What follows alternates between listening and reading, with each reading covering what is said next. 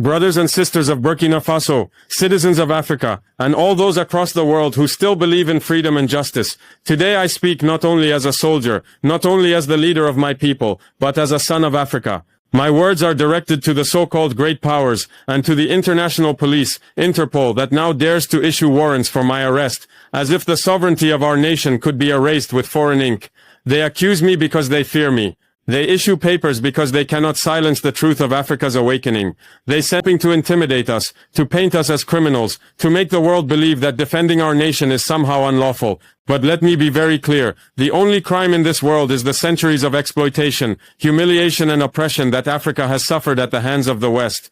America calls itself the defender of freedom. Yet what freedom did it defend when our land was looted? What freedom did it defend when our people were enslaved, when our resources were carried across oceans, leaving us in poverty while others grew fat? They dare to lecture us about democracy, but their hands drip with the oil and gold stolen from Africa. Their tongues speak of human rights, but their actions spread wars, coups and chaos whenever their interests are threatened. And Interpol, this institution that pretends to represent global law, tell me, where were you when the powerful plundered Africa? Where were you when multinational companies evaded taxes, bribed officials and robbed nations of their lifeblood? Where were you when weapons were poured into the Sahel, fueling terrorism, destabilizing our villages and killing our children?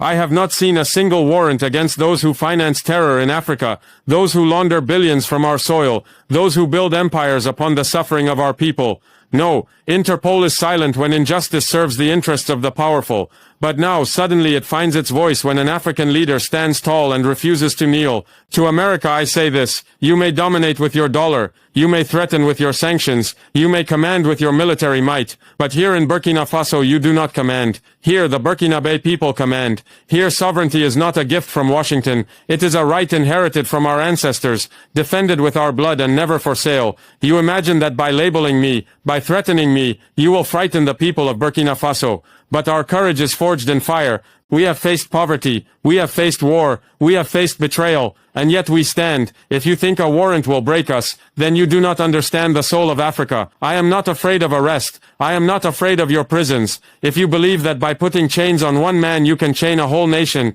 then you are blind. For every leader you target, 1,000 voices rise. For every attempt to silence us, the drums of resistance beat louder.